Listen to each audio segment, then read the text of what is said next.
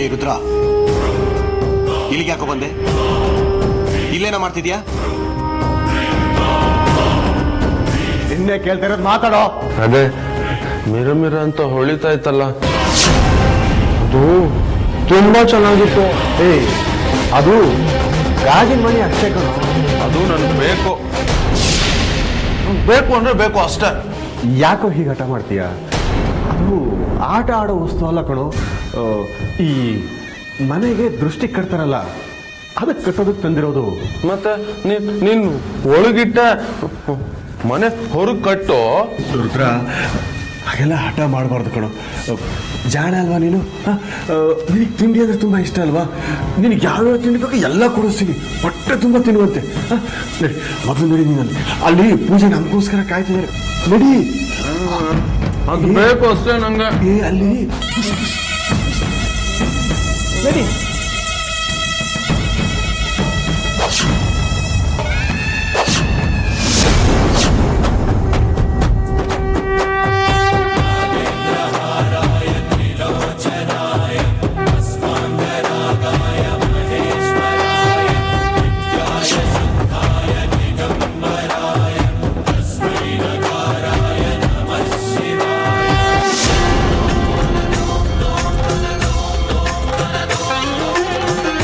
ಹಾಗಾದ್ರೆ ಪೂಜೆ ಶುರು ಮಾಡೋಣ ಅತ್ತೆಮ್ಮ.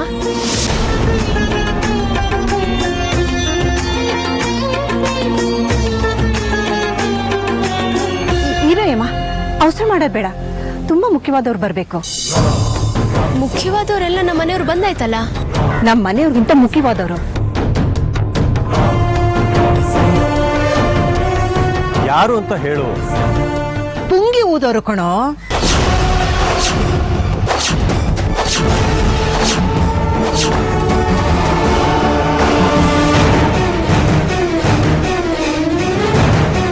ಪುಂಗಿ ಊದೋರ? ಅವ್ರು ಯಾಕಜ್ಜಿ? ಅವರೆಲ್ಲ ಬೇಡ. ಹೌದೌದು, ಬೇಡ. ಪುಂಗಿನಾದಕ್ಕೆ ಸುತ್ತಮುತ್ತ ಇರೋ ಸರ್ಪಗಳೆಲ್ಲ ಬಂದ್ಬಿಡತ್ತೆ. ನೀನೇನ್ ಗಾಬರಿ ಆಗ್ಬಿಡ ಅಮೃತ, ಹಾಗೆಲ್ಲ ಏನೂ ಆಗಲ್ಲ.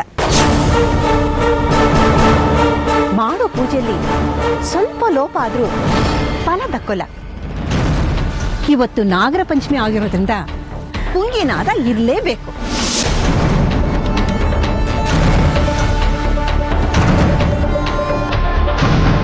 ಈಗ ಶುರುವಾಗುತ್ತೆ ನಿನ್ನ ಅಸ್ಲಿ ಪೂಜೆ.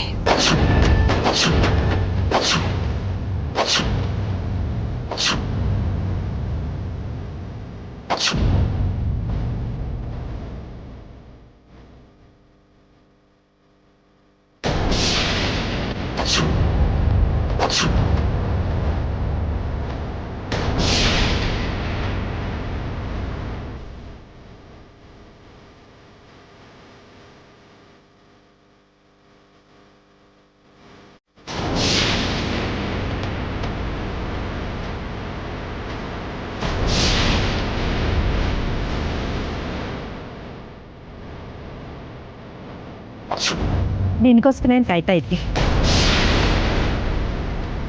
ನೀನಿಲ್ಲದೆ ಇವತ್ತಿನ ಪೂಜೆ ಪರಿಪೂರ್ಣ ಆಗೋದೇ ಇಲ್ಲ. ಶಿವನ ಪೂಜೆಗೆ ಬಿಲ್ವಪತ್ರ ಎಷ್ಟು ಮುಖ್ಯನೋ ಹಾಗೆ ನಾಗರ ಪೂಜೆಗೆ ಪುಂಗಿನಾದ ಅಷ್ಟೇ ಮುಖ್ಯ. ಪುಂಗಿನಾದ ಕೇಳಿ ಇಲ್ಲಿರೋ ರಾಗಗಳೆಲ್ಲ ಮೈ ಮರ್ತ್ಬಿಡ್ಬೇಕು, ಊದಬೇಕು ನೀನು. ಈ ತ್ರಿವೇಣಿ ನನ್ನನ್ನು ಸಿಕ್ಕಾಕಿಸ್ಲೇಬೇಕು ಅಂತ ತೀರ್ಮಾನ ಮಾಡ್ಬಿಟ್ಟಿದ್ದಾಳೆ. ಇನ್ನೂ ಯಾಕಪ್ಪ ಸುಮ್ಮನೆ ಇದೆಯಾ? ಪುಂಗಿನಾದ ಶುರು ಮಾಡು. ಪುಂಗಿನಾದ ಕೇಳಿ ಆನಂದ ಪಡೋದಕ್ಕೆ ನಮ್ಮ ಮನೆಯವರು ಎಲ್ಲರೂ ಕಾಯ್ತಾ ಇದ್ದಾರೆ. ಆಯ್ತಮ್ಮ.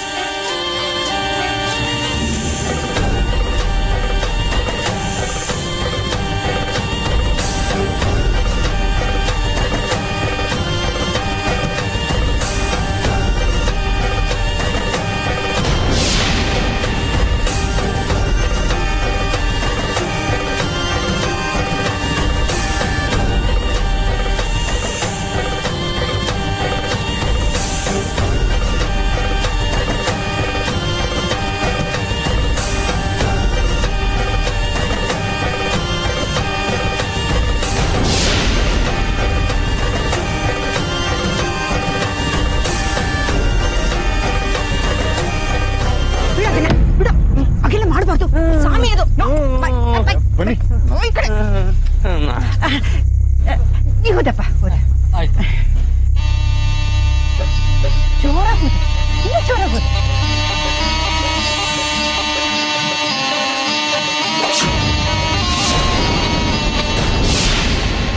ಎಲ್ಲಮ್ಮ ಹೋಗ್ತಾ ಇದೀಯಾ? ನೋಡು ಎಷ್ಟು ಚೆನ್ನಾಗಿ ಪುಂಗಿ ಊದ್ತಾ ಇದ್ದೀನಿ. ಕೇಳಿಸ್ಕಮ್ಮ ಕೇಳಿಸ್ಕ. ಊದಪ್ಪ ಜೋರಾಗಿ ಊದು. ಪುಂಗಿನಾದ ಅಂದ್ರೆ ಇವಳು ತುಂಬಾ ಇಷ್ಟ, ಅದಕ್ಕೆ ನಿನ್ನ ಕರ್ಸಿರೋದು ಅಲ್ವಾ ಅಮೃತ?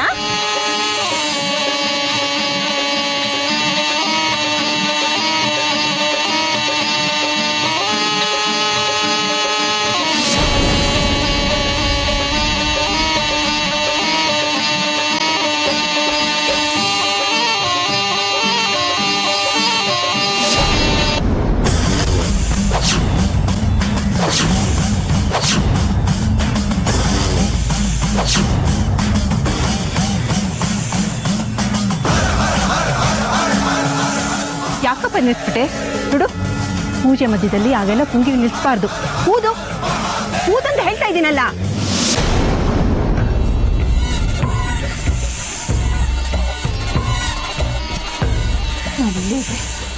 ನಾನು ನನ್ನ ನಿಜ ರೂಪಕ್ಕೆ ಬಂದ್ಬಿಡ್ತೀನಿ. ಅಮೃತವ್ರೆ ರೀ,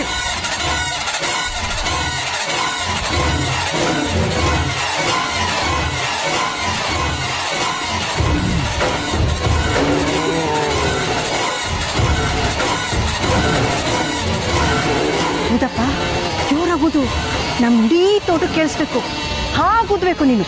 ಊದು ಊದು ಜೋರಾಗಿ, ಇನ್ನೂ ಜೋರಾಗಿ.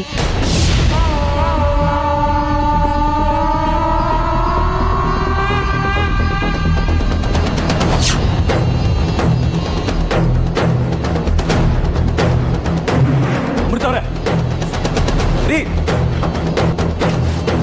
ನೋಡ್ರಿ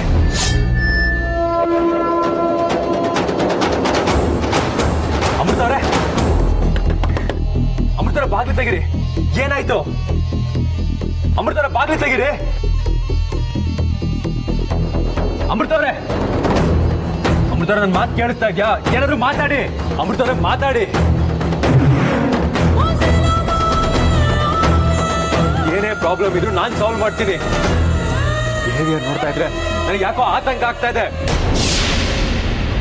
ಏನಾಯ್ತು? ಯಾಕೆ ಹಾಗೆ ಓಡ್ ಬಂದ್ಲು? ನನಗೂ ಗೊತ್ತಿಲ್ಲ ಅಮ್ಮ. ಆಗ್ಲಿಂದ ಬಾಗ್ಲು ತಟ್ತಾನೆ ಇದ್ದೀನಿ, ಬಾಗ್ಲು ತೆಗಿತಾ ಇಲ್ಲ, ಮಾತು ಆಡ್ತಾ ಇಲ್ಲ. ಅಮೃತ ಬಾಗಿಲು ತೆಗಿಯಮ್ಮ. ಏನಾಯ್ತು ಅಂತನಾದ್ರೂ ಹೇಳು. ಏನು ಇಲ್ಲ ಅತ್ತೆ. ನೀನ್ ಏನು ಇಲ್ಲ ಅಂತ ಹೇಳ್ಬಿಟ್ರೆ ನಾನು ನಿನ್ ಮಾತು ನಂಬೋದಿಲ್ಲ. ಏನೋ ಆಗಿದೆ, ಅದೇನು ಅಂತ ಆಚೆ ಬಂದು ಹೇಳು. ನಿಜವಾಗ್ಲೂ ಏನೂ ಆಗಿಲ್ಲ ಅತ್ತೆ, ಸ್ವಲ್ಪ ತಲೆ ಸಿಡಿತಾ ಇದೆ ಅಷ್ಟೇ. ಹಾಗಾದ್ರೆ ಬಾಗಿಲು ತೆಕೊಂಡ್ ಬಾ. ಒಂದ್ ನಿಮಿಷ ಬಂದೆ.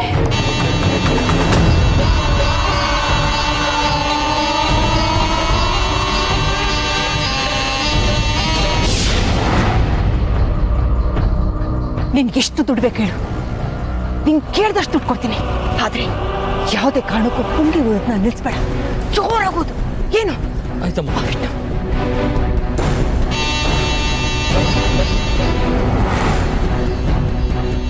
ಯಾಕೋ ಏನಾಯ್ತಂತೆ? ತಲೆ ಸಿಡಿತಾ ಇದೆ ಅಂತ ಅಂತಿದ್ಲು, ಬಾಗ್ಲು ತೆಗಿತಾ ಇಲ್ಲ. ಇವಳ ತಲೆ ಯಾಕೆ ಸಿಡಿತಾ ಇದೆ ಅಂತ ನನಗೆ ಮಾತ್ರ ಗೊತ್ತು. ಇನ್ನು ಸ್ವಲ್ಪ ಹೊತ್ತಲ್ಲೇ ಇವಳ ಅಸಲಿ ಮುಖ ಎಲ್ರಿಗೂ ಗೊತ್ತಾಗುತ್ತೆ. ಅಮೃತ ಬಾಗ್ಲು ತೆಗಿಯಮ್ಮ. ನೀನ್ ನಮ್ಮನೆ ಸೊಸೆ, ನೀನಿಲ್ದೆ ಪೂಜೆ ಮಾಡಕ್ ಆಗಲ್ಲ.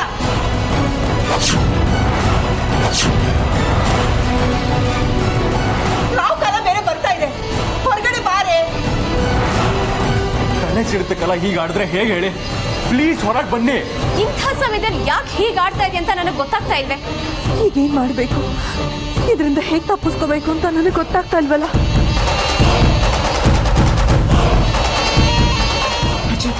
ನೀನೊಂದು ಕೆಲಸ ಮಾಡು, ಹೋಗಿ ಕಿಟಕಿ ನೋಡು. ಏನಾದ್ರೂ ತೊಂದರೆ ಆಗಿದ್ರೆ ಬಾಗ್ಲು ನೋಡ್ಕೊಂಡು ಹೋಗಿ ಅಣ್ಣ ಕಾಪಾಡೋಣ. ಹೋಗು.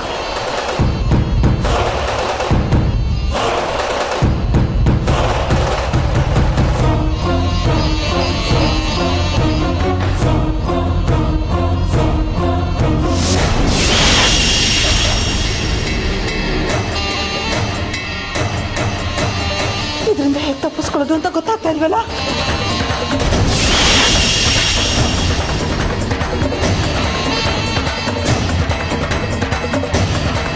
ಬರ್ತಾವ್ರೆ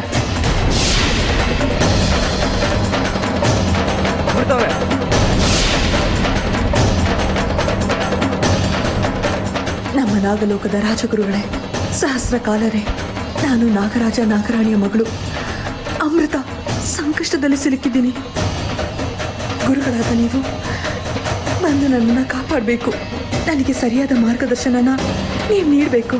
ಬರ್ತಾವ್ರೆ ಗುರುಗಳೇ, ಗುರುಗಳೇ.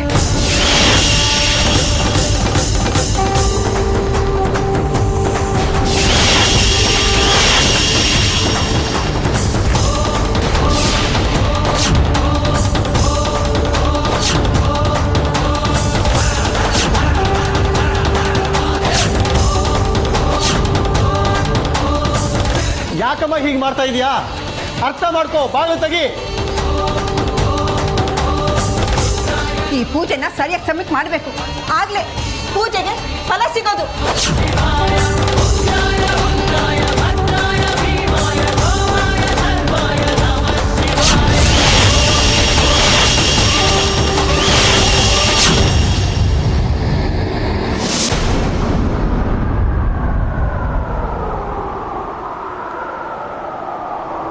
ಯಾಕಪ್ಪ ನಿಲ್ಸ್ಬಿಟ್ಟೆ?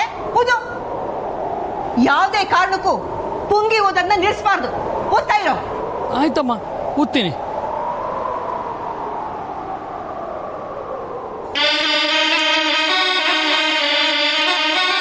ಅರೆ, ಇದು ನಮ್ಮ ನಾಗಲೋಕದ ನಾದಸ್ವರ. ಇದು ಇಲ್ಲಿ ಹೇಗೆ ಕೇಳಿಸ್ತಾ ಇದೆ? ಅಂದ್ರೆ ನನ್ನ ಸಹಾಯಕ್ಕೆ ನಮ್ಮ ಲೋಕದ ಸಹಸ್ರ ಕಾಲರು ಬಂದಿದ್ದಾರೆ ಅಂತಾಯ್ತು. ಯಾವ ಭಯನಿಲ್ಲ ನನಗೆ.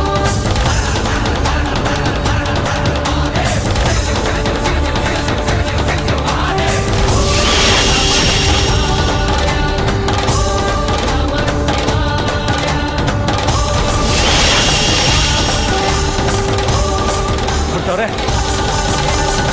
ಅಮೃತವ್ರೆ, ಏನ್ರಿ ನಿಮ್ ಹುಡುಗಾಟ? ಅದು ಅದು ಏನದು ಅಂತ ರಾಗ ಎಳಿತಾ ಇದ್ದೀರಾ? ಅದೇನಾಯ್ತು ಅಂತ ಸ್ವಲ್ಪ ಬಾಯ್ ಬಿಟ್ಟು ಹೇಳಿ. ನೀವು ಆ ಕಡೆಯಿಂದ ಬನ್ನಿ ಇರ್ಸಿನವ್ರೆ, ನಾನು ನಿಮ್ಗೆಲ್ಲನೂ ವಿವರವಾಗಿ ಹೇಳ್ತೀನಿ. ಸರಿ, ಬೇಗ ಬನ್ನಿ.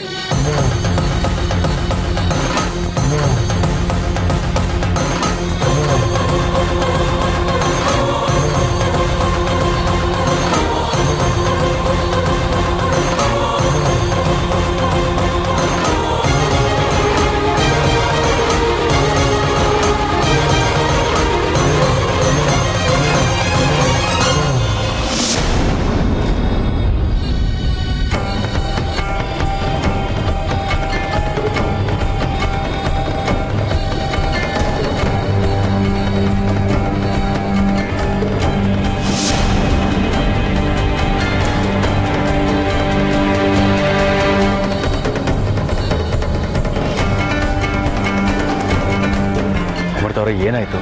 ಯಾಕೆ ಹಿಂಗೆ ಮಾಡಿದ್ರಿ? ಯಾಕೋ ತಲೆ ತುಂಬ ಸಿಡಿತಾ ಇತ್ತು, ಹೊಟ್ಟೆ ತುಳಿಸ್ದಂಗೆ ಆಗ್ತಾ ಇತ್ತು, ವಾಂತಿ ಬರೋ ಹಾಗಾಗ್ತಿತ್ತು. ಇದನ್ನ ಅಲ್ಲೇ ಹೇಳ್ಬೋದಿತ್ತಲ್ಲಮ್ಮ, ಹೀಗೀಗ ಆಗ್ತಿದೆ ಅಂತ. ಹೇಳ್ಬೋದಾಗಿತ್ತು ಅತ್ತೆ, ಆದರೆ ಅದು ಪೂಜಾ ಸ್ಥಳ.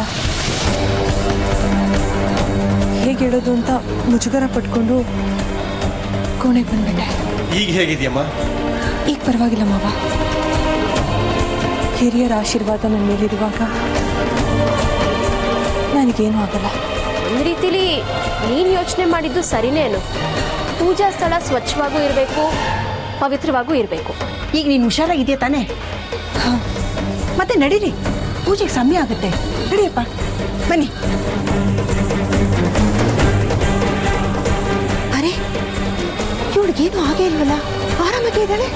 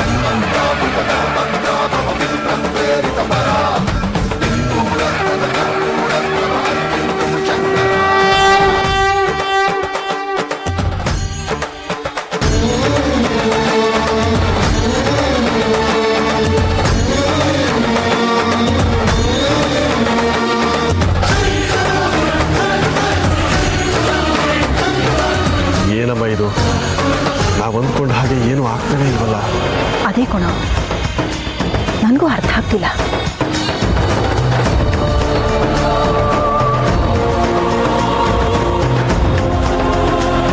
ಸ್ವಲ್ಪ ಹೊತ್ತಿಗೆ ಮುಂಚೆ ಎಲ್ಲ ನಾವು ಅಂದ್ಕೊಂಡಾಗೆ ನಡೀತಾ ಇತ್ತು. ಯಾವಾಗ ಇವರು ಕೋಣೆಗೆ ಹೋಗ್ಬಿಟ್ಟು ಬಂದು ಆಗ್ಲಿಂದ ನಾವು ಅಂದ್ಕೊಂಡಾಗೆ ಯಾವುದು ನಡೀತಾ ಇಲ್ಲ. ಏನಮ್ಮ? ಹೇಳ್ತೀನಿ ಇರು.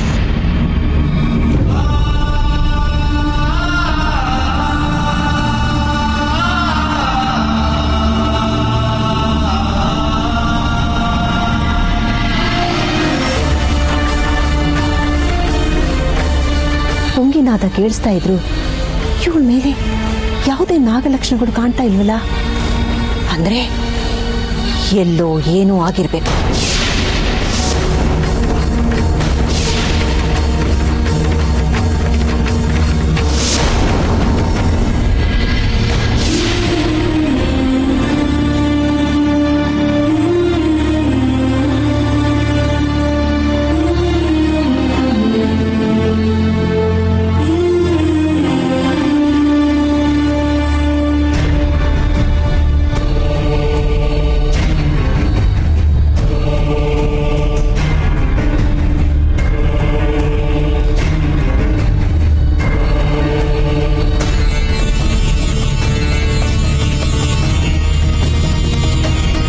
ಮಾವ, ಆರತಿ ತಗೊಳ್ಳಿ.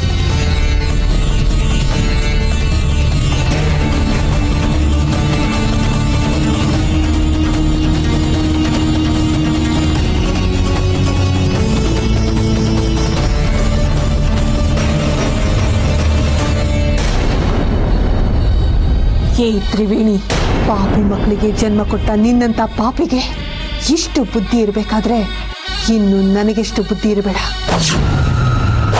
ಒಂದು ತಿಳ್ಕೊ, ನೀನು ಒಂದು ತಂತ್ರ ಹೂಡಿದ್ರೆ ನಾನು 10 ಪ್ರತಿತಂತ್ರಗಳನ್ನು ಹೂಡಿರ್ತೀನಿ. ನಿನ್ನ ಆಟ ನನ್ನ ಮುಂದೆ ನಡೆಯೋದಿಲ್ಲ.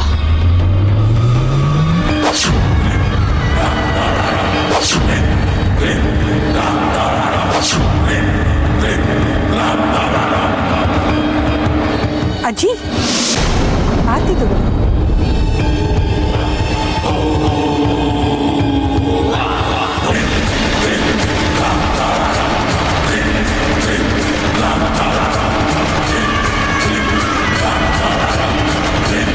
ಅಮೃತ, ನೀನು ಆರತಿ ತಗೊಮ್ಮ.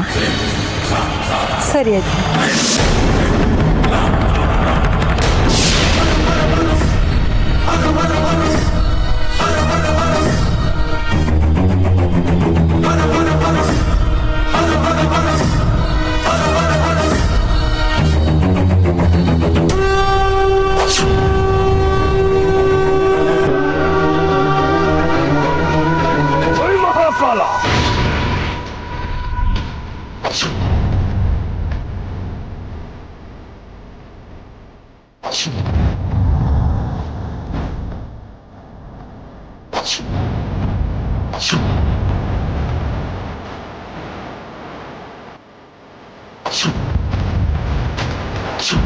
you